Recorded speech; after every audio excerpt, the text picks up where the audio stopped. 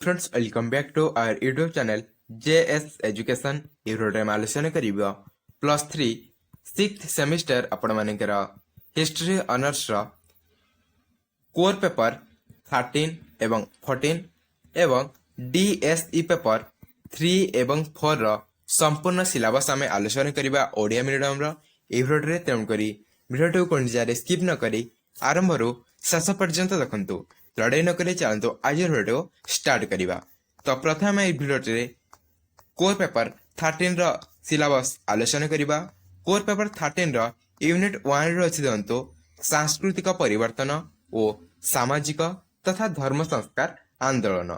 Unit 1 रो chapter 1 रो अछि मुद्रण यंत्र रो आगमन और एहार प्रयोग। चैप्टर 2 रो अछि संस्कार और पुनर्जागरण, ब्रह्म समाज, आर्य समाज, अलीगढ़ आंदोलन। तापरे चैप्टर 3 रे रही नारी जातिर मुक्ति, संस्कृतिकरण और जाति विरोधी आंदोलन। एगुड़िक रही आपंकर यूनिट 1 रे। तापरे यूनिट 2 रे रही 1919 मसीहा पर्यंत जातीयतावादी धारा। चैप्टर 4 रे रही राजनीतिक विचारधारा और संगठन, भारतीय जातीय कांग्रेस गठन। तापरे रही नरमपंथी एवं चरमपंथी। चैप्टर 6 रे अछि स्वदेशी आंदोलन। चैप्टर 7 रे अछि वैप्लविक आंदोलन। एगुड़िक सब रही आपण मानकर यूनिट 2 रे। तापर आसला यूनिट 3। यूनिट 3 रे अछि दंतो 1919 मसीहा परे गांधी जुगर जातीयतावादी चिंताधारा और आंदोलन। एथिरे अछि महात्मा गांधी तांकर दृष्टिभंगी और एवं तांकर कार्य पद्धति। तापर रही चैप्टर 9 रे असहयोग आंदोलन, आईन अमान्य आंदोलन एवं भारत छाड़ आंदोलन। तापर रही चैप्टर 10 रे सुभाष चंद्र बोस एवं आजाद हिंद फौज। तापर चैप्टर 11 रे रही जातीयतावाद एवं सामाजिक संघ, कृषक, आदिवासी, दलित और नारी। तापर आसिला यूनिट 4। यूनिट 4 रे रही सांप्रदायिकता एवं विभाजन। चैप्टर 12 रे रही आदर्श एवं अभ्यास, मुस्लिम लीग। तापर रही हिंदू महासभा। चैप्टर 14 रही विभाजन एवं स्वाधीनता लाभ एवं चैप्टर 15 रे शेष रही संविधान प्रस्तुति।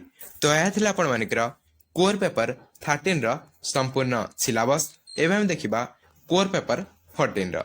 कोर पेपर 14 रो यूनिट 1 रो सिद्धांतो उदारवादी गणतंत्र, ऊनविंश और विंश शताब्दी रे श्रमिक आंदोलन और समाज। कोर 14 रो यूनिट 1 रो सिद्धांतो इंग्लैंड रे संसदीय गणतंत्र और नागरिक स्वाधीनता पई संघर्ष। चैप्टर 2 रे रही प्राग पुंजीवाद समय विरोध इंग्लैंड और फ्रांस रे खाद्य पई देखा दिथबा दंगा, लुडाइट आंदोलन एवं चार्टिस्ट आंदोलन। तापरे चैप्टर 3 रे रही प्रारंभिक समाजवादी चिंताधारा, मार्क्स समाज विषय में आलोचना करिबा। तापरे आसला यूनिट 2। यूनिट 2 रे रही रूस रे सामंतवाद संकट और समाजवाद प्रयोग। चैप्टर 4 रे रही कृषि भृत्य प्रथार उच्छेद। तापर रही 1905 रो विप्लव, 1917 बल्शेविक विप्लव। तापर चैप्टर 6 रे रही समाजवादी गठन कार्यक्रम। तापर यूनिट 3 रे रही देखंतु यूनिट 3 रे रही साम्राज्यवाद, युद्ध और संकट ख्रीष्टाब्द 1880 टू 1939।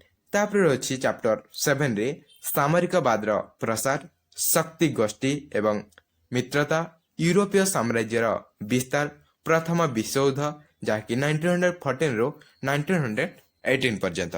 तापर चैप्टर 8 रे रही चैप्टर 8 रे रही फासीवाद और नाजीवाद। चैप्टर 9 रे रही स्पेन रो गृहयुद्ध। तापर रही द्वितीय विश्वयुद्धर उत्पत्ति। यह रही आपंकर यूनिट 3 रे। तापर एवं देखिबा यूनिट 4। यूनिट 4 रे रही 1850 ख्रीष्टाब्द परे बौद्धिक विकास, मुख्य बौद्धिक धारा। एथिरे रही गणशिक्षा एवं साक्षरता, विषयगत संस्थायन, इतिहास, समाज विज्ञान एवं नृतत्व विज्ञान।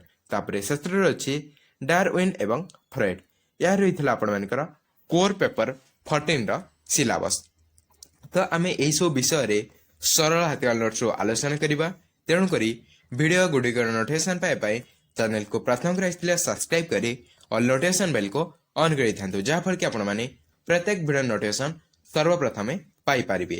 ତ ଏବେ ଆମେ ଦେଖିବା DSC ପେପର 3ର ସିଲାବସ୍। DSC ପେପର 3ର ୟୁନିଟ୍ 1ରେ ଅଛି, ୟୁନିଟ୍ 1ର ଚାପ୍ଟର 1ରେ ଅଛି ଓଡ଼ିଶାରେ ବୌଦ୍ଧ ଧର୍ମ, ତାପରେ ଅଛି ଓଡ଼ିଶାରେ ଜୈନ ଧର୍ମ ଏବଂ ଓଡ଼ିଶାରେ ଶୈବ ଧର୍ମ।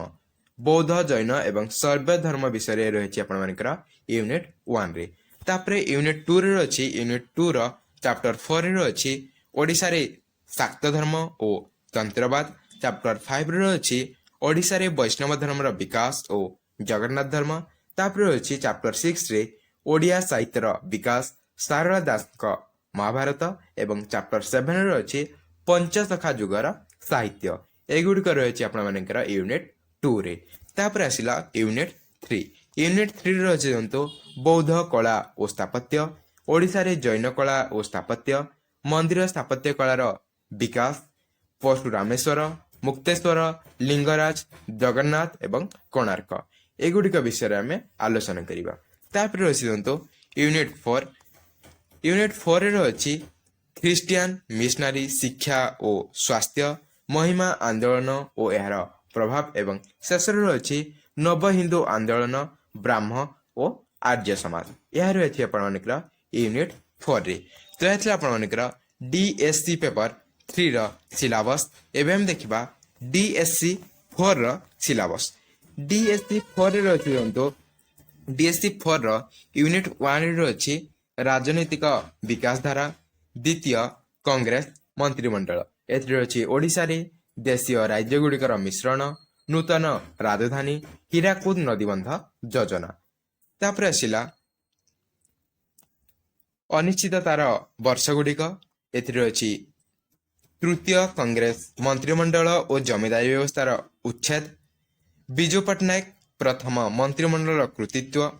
ତାପରେ ଦ୍ୱିତୀୟ ପରିଚ୍ଛେଦ ବା ୟୁନିଟ୍ 2ରେ ଅଛି ଦେଖନ୍ତୁ ସଂଯୁକ୍ତ ରାଜନୈତିକ ପଦକ୍ଷେପ ଗୁଡ଼ିକ। ଏଥିରେ ଅଛି ମିଳିତ ରାଜନୀତି, କୃତିତ୍ୱ ଓ ଆହ୍ୱାନଗୁଡ଼ିକ। ଏଥିରେ ରାଜେନ୍ଦ୍ର ନାରାୟଣ ସିଂଦେଓ ଏବଂ ସଦାଶିବ ତ୍ରିପାଠୀ ବିଷୟରେ ଆପଣମାନେ ପଢ଼ିବେ। ତାପରେ ଆସିଲା ପଞ୍ଚାୟତରାଜ ସଂଗଠନ ଗୁଡ଼ିକ, ଏହାର କାର୍ଯ୍ୟ ଏବଂ ପ୍ରଭାବ, ଗ୍ରାମୀଣ ବ୍ୟବସ୍ଥା ଏବଂ ସହରୀ ବ୍ୟବସ୍ଥା ବିଷୟରେ ଆପଣମାନେ ପଢ଼ିବେ। ତାପରେ ଆସିଲା ୟୁନିଟ୍ 3। ୟୁନିଟ୍ 3ରେ ଅଛି ଅର୍ଥନୈତିକ ଉନ୍ନତି, ଶିଳ୍ପ ଗୁଡ଼ିକର ଅଭିବୃଦ୍ଧି, ରାଉରକେଲା ଇସ୍ପାତ ଶିଳ୍ପ ଓ ଓଡ଼ିଶାର ସ୍ପଞ୍ଜ ଲୁହା। ତାପରେ ଆସିଲା ଜଳସେଚନ ଓ କୃଷିଭିତ୍ତିକ ସଂରଚନା। ତାପରେ ଆସିଲା ପରିବହନ ବ୍ୟବସ୍ଥାର ଉନ୍ନତି ଓ ଓଡ଼ିଶାର ରାଜ୍ୟ ରାଜପଥ ଗୁଡ଼ିକ। ତାପରେ ଆସିଲା ୟୁନିଟ୍ 4। ୟୁନିଟ୍ 4ରେ ଅଛି ସାମାଜିକ ଉନ୍ନତି ଓ ସମସ୍ୟା ଗୁଡ଼ିକର ଉନ୍ନତି, ସରକାରଙ୍କ ଗୋଷ୍ଠୀ ଉନ୍ନୟନମୂଳକ ଯୋଜନା ଗୁଡ଼ିକ, ଏହାର ପ୍ରଭାବ, କୃଷକ ଆନ୍ଦୋଳନ ଗୁଡ଼ିକ କାରଣ ଓ ଫଳାଫଳ। ତାପରେ ଶେଷରେ ରହିଛି କଳା ଓ କାରିଗରୀର ବିକାଶ, ରଘୁରାଜପୁର, ପିପିଲି ଏବଂ ବରଗଡ଼। ଏଗୁଡ଼ିକ ରହିଛି ଆପଣମାନଙ୍କର DSC 4ର ସିଲାବସ୍। ତ ଏହା ଥିଲା ଆପଣମାନଙ୍କର କୋର୍ ପେପର 13 ଏବଂ 14 ଏବଂ DSC ପେପର 3 ଏବଂ 4ର ସମ୍ପୂର୍ଣ୍ଣ ସିଲାବସ୍ ଓଡ଼ିଆ ମିଡ଼ିୟମର, ଯାହାକି ଆମେ ଏହି ଭିଡ଼ିଓରେ ଆଲୋଚନା କରିଲେ। ଯଦି ଭିଡ଼ିଓଟି ଆପଣମାନଙ୍କୁ ଭଲ ଲାଗିଲା ହୃଦୟରେ ଲାଇକ୍ ଦେବେ ଏବଂ ସାଙ୍ଗସାଥୀମାନଙ୍କ ସହ ଅଧିକରୁ ଅଧିକ ମାତ୍ରାରେ ସେୟାର କରିବେ। ତ ଆମେ ନେକ୍ସଟ ଭିଡ଼ିଓରେ ଏହାର ନୋଟ୍ସ ଗୁଡ଼ିକ ଆଲୋଚନା କରିବା। ତେଣୁକରି ଚ୍ୟାନେଲକୁ ପ୍ରଥମ କରି ଆସିଲେ ସବସ୍କ୍ରାଇବ୍ କରି ଚ୍ୟାନେଲରେ ଯୋଡ଼ି ହୋଇ ରହିଥାନ୍ତୁ। ତ ଦେଖା ହେବା ଆଉ ଏକ ନୂତନ ଭିଡ଼ିଓରେ। ସେ ପର୍ଯ୍ୟନ୍ତ ଜୟ ଜଗନ୍ନାଥ।